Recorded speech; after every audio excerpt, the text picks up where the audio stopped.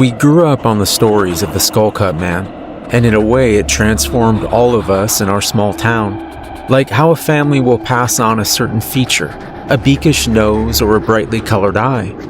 The Skullcut Man was our collective inheritance.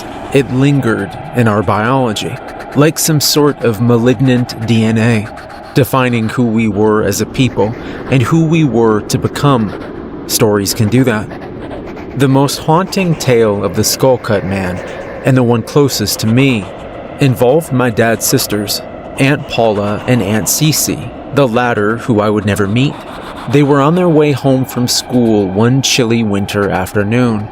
It was that time of year when the skies darken around 4, and it's a rare but fine day to read in the paper that the temperature would rise above 0 degrees. Snow was coming down so heavy that if you were to stretch your arms out, your hands would disappear in front of you, as if they were just swallowed up. Aunt Cece was wearing a new red petticoat, a gift she had received that Christmas. It had fur around the collar and shiny black buttons that ran down the center. She was up ahead, maybe by just 2 paces from my Aunt Paula, who was struggling to lift her boots in the snow. Even in the blizzard, Paula would say she could see that red coat in front of her as Cece went around a corner, which would later be named Skullcut Bend. Paula came right up behind her, maybe by just a few moments' delay, but when she turned, her sister was gone. She screamed till her throat burned from the cold wind, frantically looking for Cece, but her sister was nowhere to be found. A search party would later be dispatched, scouring the road and hillside, going down the ravine, and even looking as far as the next town over. They concluded that Cece was missing, her body never discovered. I tell this to my wife Rosie, who rolls her eyes, turning to our 1-year-old daughter in the back seat. The apple of my eye, Jeannie, makes a gurgling sound, expelling a waterfall of regurgitated breast milk. "Thanks, baby," Rosie says, cleaning up the mess. "We almost there yet?" My eyes go towards the digital clock on our old beat-up Volvo. Should be arriving just in time for dinner. Rosie gives me an encouraging smile, and I wonder what karmic deeds I must have done in a past life for an asshole like me to deserve someone like her. We've been together close to 10 years, and she has what I like to describe as a secret heart, seldom revealing what is at the core of her, not even to me. I can only guess how she really feels about the move. It was my idea, the move, the salesman in me.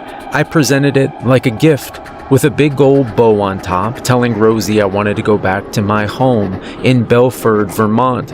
That's always been a dream of mine, for Jeannie to grow up in nature and get to know her grandma.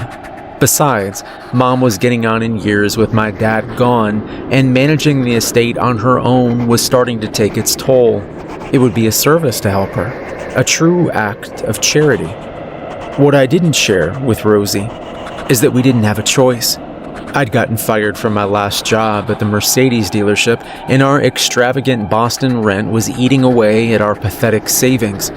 I had, on the off chance, reached out to an old buddy of mine from high school, Hank Willix, who owned a dealership in Belford. He'd offered me a job on the spot. I saved us, and my dignity, just by the skin of my teeth. We pulled up to my childhood home, a lofty and handsome brick farmhouse that sits proudly on over 180 acres. I notice a hammock, a new addition, tied between 2 ancient maples. My mom pops her head out from it. She's wearing a straw hat. In her hand is a book, something by Daniel Steele. "My babies!" she shrieks, running up to scoop Jeannie from Rosie's arms before throwing her arms around me. "Welcome home, Jerry." She plucks a sloppy kiss on my right cheek before letting me go. "Go on, get settled. I'll get working on dinner." As we enter, I begin to notice small signs of neglect. The white and red wallpaper has begun to peel, the floorboards creak under our weight. Spider webs have collected in the corners, underneath them a graveyard of fly corpses. My room has been in the same condition since I left for college. Posters of Blink 182 line the walls, and Rosie gives them an appreciating glance.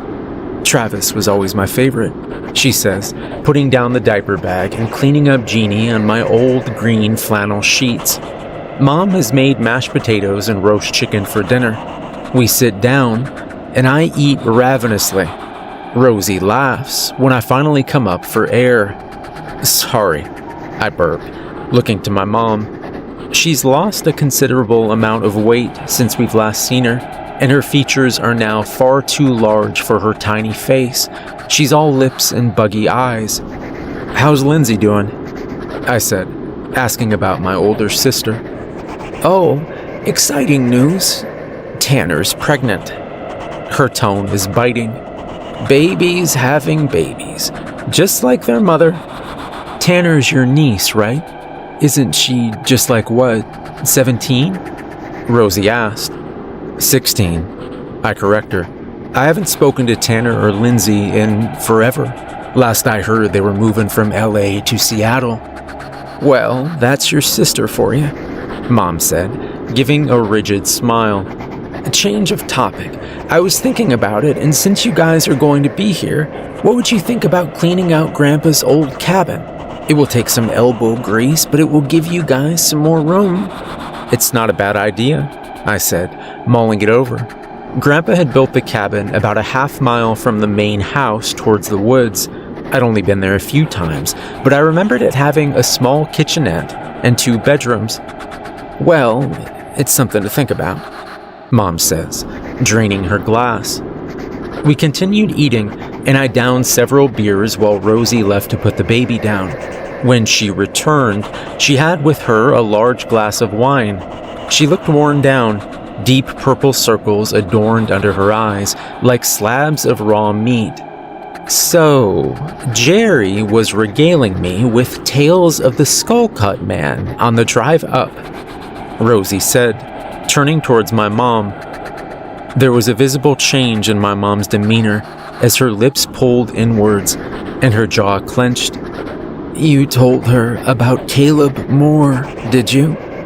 I shook my head. Just Aunt Cece.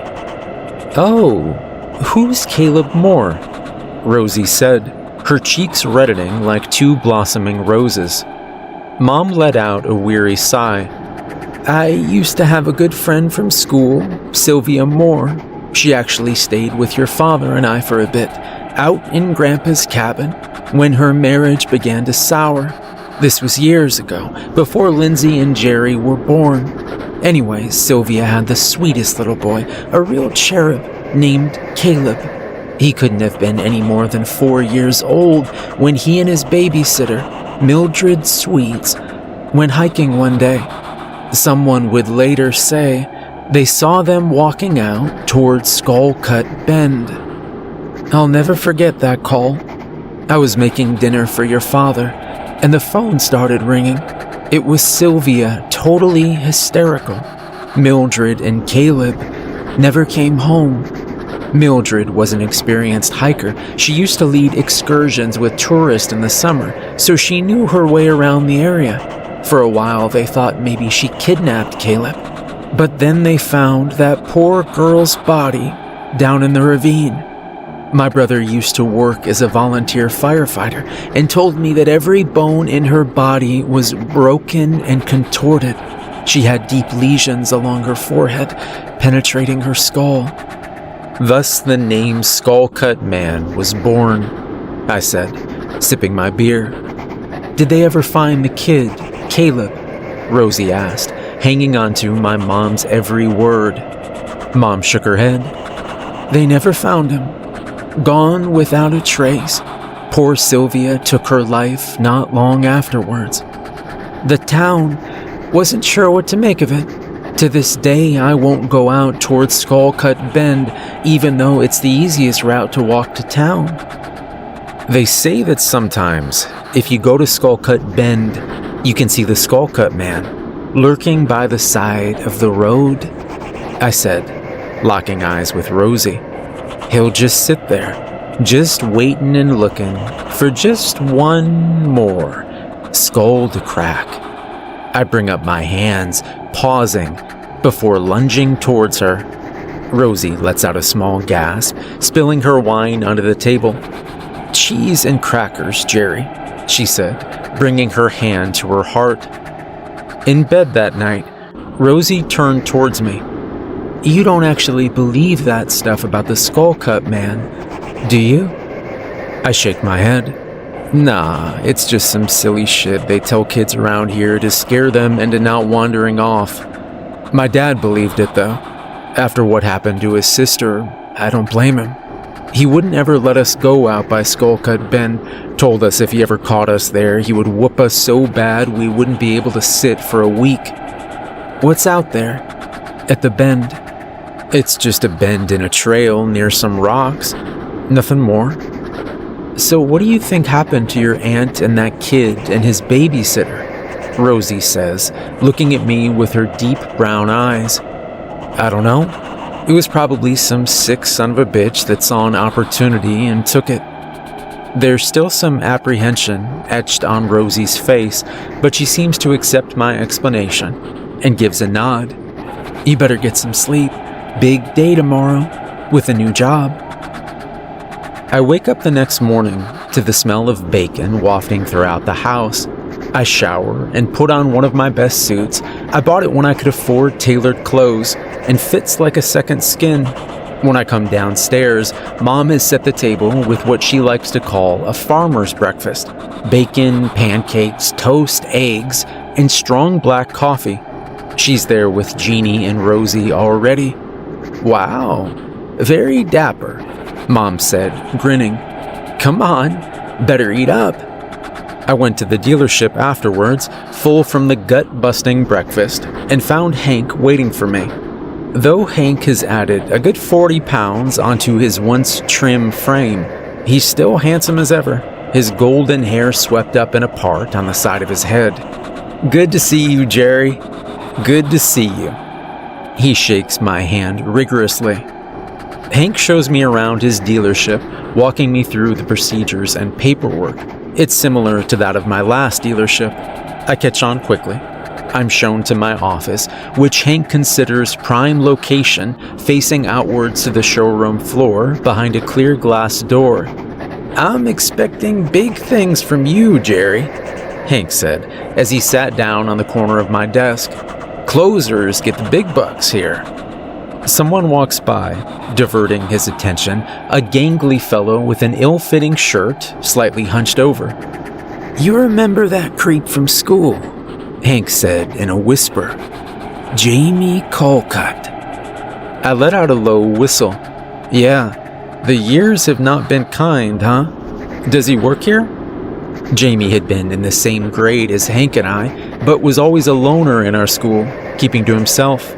His family were considered white trash by definition, living in the Belford trailer park, just on the outskirts of town. Hank smirked. "He's been working as a junior associate for the last 7 years. Told him he needs to make a monumental sale to get promoted. I'm still waiting."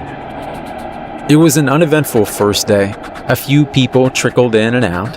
I went with one couple on a test drive, but they needed some more time to think about it. Hank was sympathetic. "You're just getting started, Jerry. Don't worry." When I got home, I found Rosie and Jeannie in the hammock peacefully sleeping. Not wanting to disturb them, I went out towards Grandpa's old cabin. The construction of the building was sound, made by someone skilled in woodworking, with thick trucks interlocking at the sides. Walking inside, I hesitated for a moment, unsure if it would be worthwhile to salvage this place. Thick gossamer-like webs shroud over every surface. The floors are covered in a black, sticky gunk, and there's a rancid smell that permeates the space. I spend the next few hours cleaning, watching as homeless spiders scurry away. On a faded couch, there is a cardboard box labeled Grandpa Henry's Things. Curious, I pry open the lid to find piles of papers, yellowed with age, curled at the edges. Something catches my eye, and I dig deep, retrieving a notebook. On the back is the image that drew my attention. It looks like the figure of a man filled in completely with black marker, except for 2 slots in the face that look like eyes.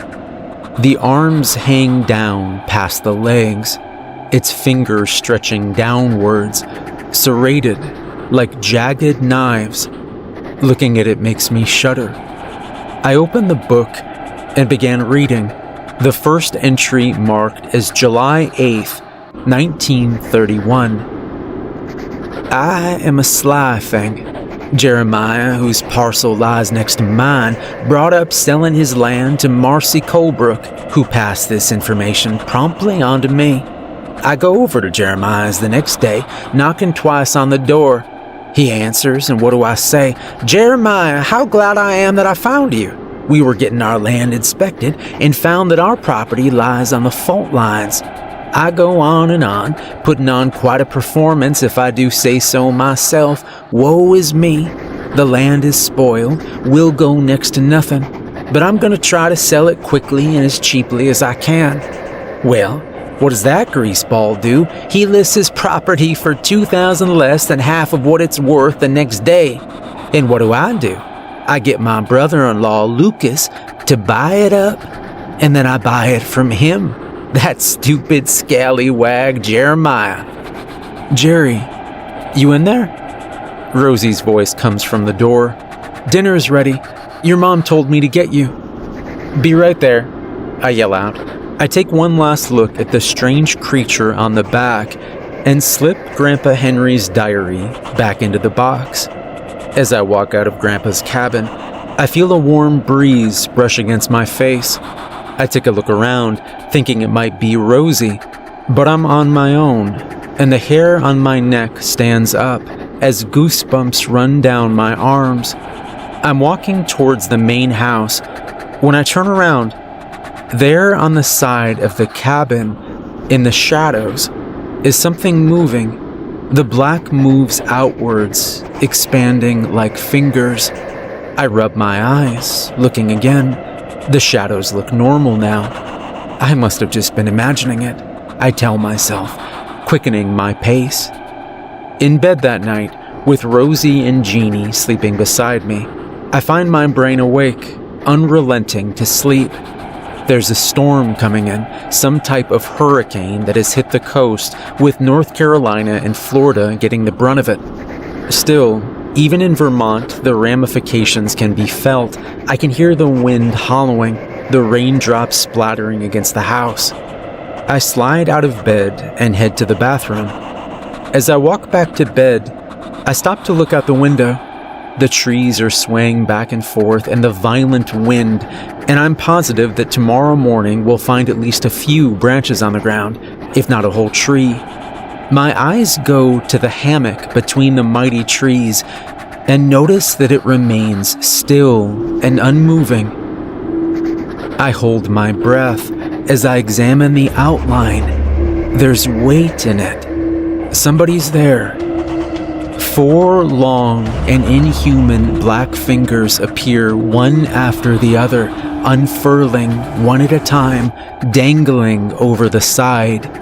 I feel a scream pushing up against my throat as sweat begins dripping down my temples.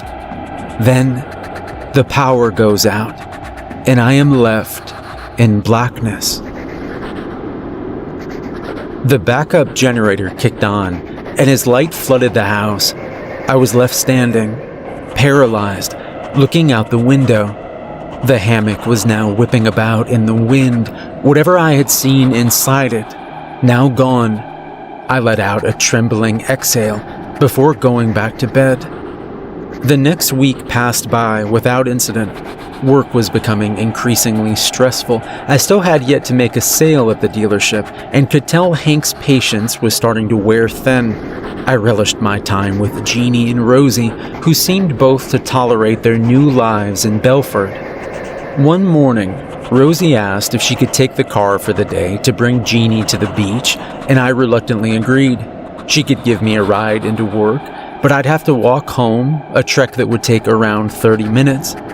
That afternoon, when I was coming back, I came upon a fork in the road and knew I would have to make the choice to go along Skullcut Bend or take the longer route, which would add another 20 minutes. Opting for the shorter way, I hiked uphill, my calves burning, as I could see the infamous bend in the distance. As I came closer, I had to squint my eyes. There was something on rocks up ahead. It was a red coat, flattened against the rocks. My heart dropped into my stomach, my mind going back to the story of my Aunt Cece wearing the red petticoat when she disappeared. The crimson fabric was blowing, rippling in the wind, as if beckoning me over. It was perched on top of the rock face, and I had to climb up 3 or 4 stones to get to the top, propelling myself upwards. I was eye level with the jacket, and holding on with one hand, I extended the other, touching the clothing as if to make sure it was real. As I did this, something caught my eye. 4 long, black, jagged fingers, the same ones I'd seen in the hammock, came over the edge and caressed my knuckles. In a sense of panic, I let out a scream, falling backwards, my head hitting the ground, and then it all went black. When I awoke, my eyes fluttered open. It took me a moment to orient myself. The sky had darkened now, little pinpoints of stars sparkling in the sky. I sat up, looking again towards the rock. The jacket was gone. Struggling to stand, my head pounding, I got up and continued walking. I set my mind to rationalizing what I was seeing. Could it be the skull-cut man? No. I shook my head. I was imagining this. I had to be. Emerging from the woods, I could see my house. All the lights were turned on, and a wave of relief flushed over me. I was almost home. Making my way to the front porch, I kicked off my boots and opened the front door to be greeted by the delicious smells of dinner, fresh from the oven. My mouth began to water. I entered the kitchen and could see my mom, Rosie, and Jeannie sitting at the table, their heads turned, all smiles as I walked in. I was about to say something, but then I saw it, standing in the corner. The same black mass, like a shadow, with 2 half circles for eyes, the fingers stretched out and reaching. I bellowed out a scream, grabbing a chair and running towards it, howling in fury and fear. "Get out!" My mom and Rosie began to scream as well, but I soon realized it wasn't at the figure I was seeing, but at me. "Jerry, what's going on? Are you okay?" Rosie said repeatedly as she tried to soothe me. The thing was gone, and I sat down, putting my head in my hands. "I think I'm going crazy," I said, feeling my body shake uncontrollably. I told my mom and Rosie about what I'd seen, starting with the hammock, and then at Skullcut Bend. "I feel like something's stalking me. I think it's the Skullcut man." "You're just tired, Jerry. We're all tired, and we've been talking about this Skullcut thing too much. It doesn't exist," Rosie said, stroking my head. Jeannie started crying, and she plucked up the baby from the high chair. "I need to put her down, but I'll be right back." My mom watched her go before sitting down beside me. "I never told you this before, on account of I didn't think it was real, but your father thought that the Skullcut man was following him too at one point." "What?" I said, turning towards her. She bobs her head up and down. "It happened a little bit before that little boy Caleb disappeared. He could see some black shadow sneaking around. I thought it might be early dementia or one of those mental diseases, but it passed. One day, it just disappeared. So don't keep worrying about it, Jerry. Just mind your business and don't go lingering by Skullcut Bend. You understand? It's a bad place, I tell you." At work the next day, Hank pulls me aside. "Hey, Jerry, I gotta head out for a few hours. It's usually pretty slow this time of day, but you're in charge till I get back." "Sure thing, boss man," I said, patting him on the shoulder. It's just Jamie Colcutt and me in the dealership.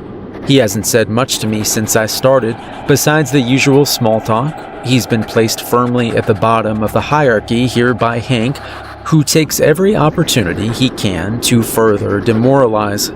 Jamie gives me a smile, and I wave back. 4 gentlemen enter the building, and Jamie looks at me. "Go for it," I say with a smile, and he jumps up, appearing to introduce himself. I watch from the corner of my eye as Jamie takes the men on a test drive, explaining all the features of the vehicles, a big grin plastered on his face as he does so. 2 hours later, he approaches my desk, giddy with excitement. "Jerry, you'll never guess what." He continues talking before I have a chance to answer. "They want to buy 4 Santa Fe's right now. Say they got a job to do and need 4 vehicles, 1 for each person. They're willing to pay full price up front."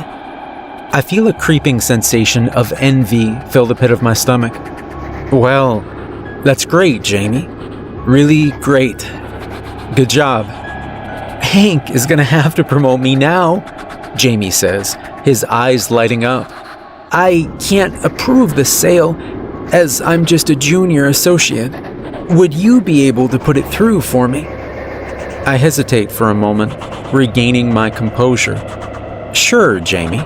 Bring them to my office and I'll settle them up." "Thanks, Jerry," Jamie says, that same goofy smile on his face. He sprints over to the 4 men, leading them towards me. I shake their hands, leading them inside. We go over the paperwork together, and I move quickly through the closing, handing over the title transfers and 4 sets of keys as they take the cars directly off the lot. "I can't wait for Hank to get back. He's not going to believe this," Jamie says, almost vibrating with joy. He heads back to his desk, which is not in prime location, still facing the showroom, but tucked in back. Towards the end of the day, I see Hank's car pull into the lot, and turning to Jamie, he wiggles his eyebrows in anticipation. I look towards my computer. Hank saunters inside and moves to his desk, gathering the paperwork I had put there a few hours earlier for the sale of 4 brand spankin' new cars. He picks it up, reviewing the documents before exiting his office. I can see Jamie, his ass slightly risen from his seat, waiting for Hank to come over for that inevitable handshake. Hank turns, coming towards my office, and I avoid eye contact with Jamie as Hank stretches out his hand. "You son of a bitch! 4 new Santa Fe models. Hell yeah, Jerry. Well done." "Thank you," I say, cupping his hand. "I appreciate your faith in me." "One hell of a commission check coming your way too, boy. Come on, let's go grab a beer across the street." Hank takes my bag as we walk out.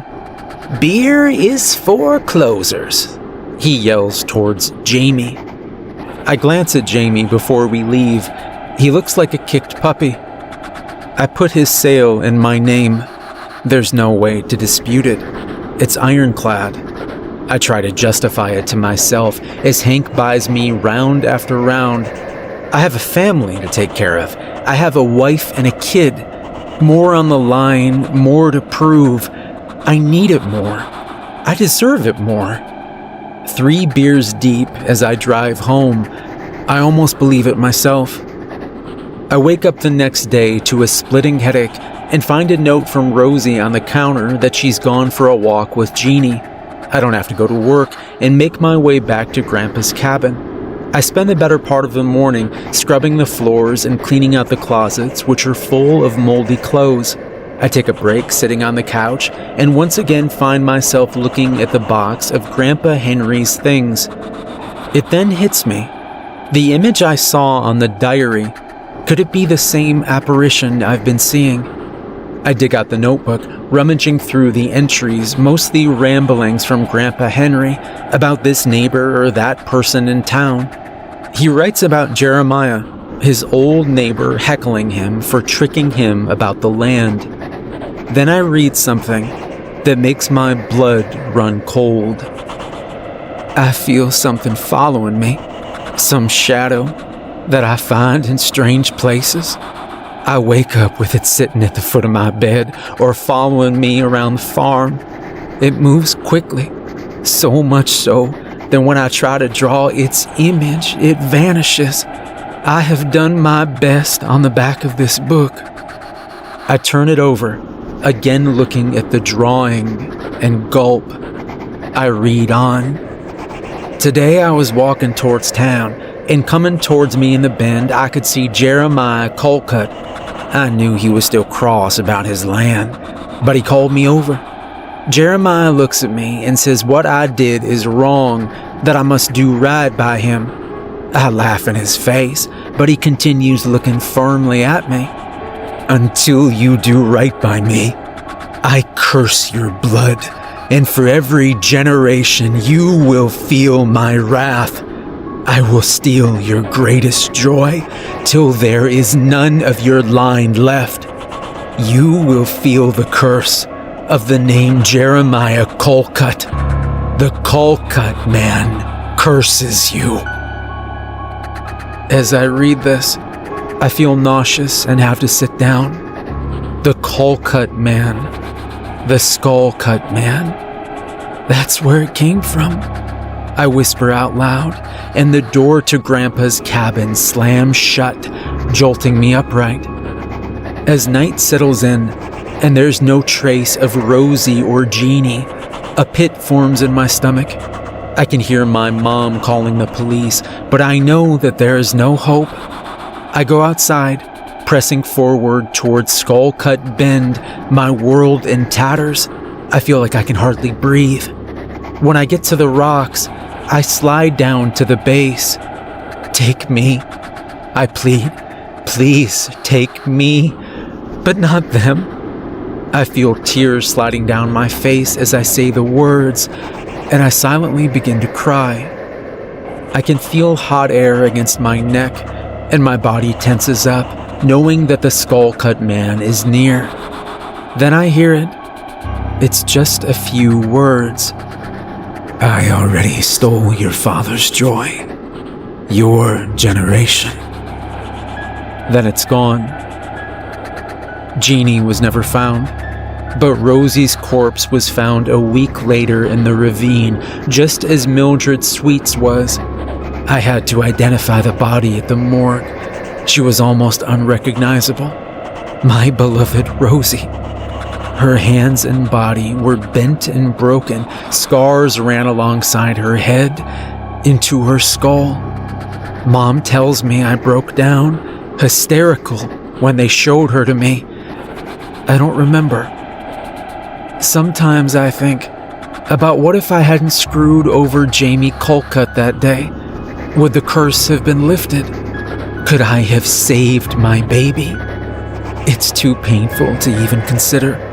I wonder about what the Skullcut man said, how he already stole my generation.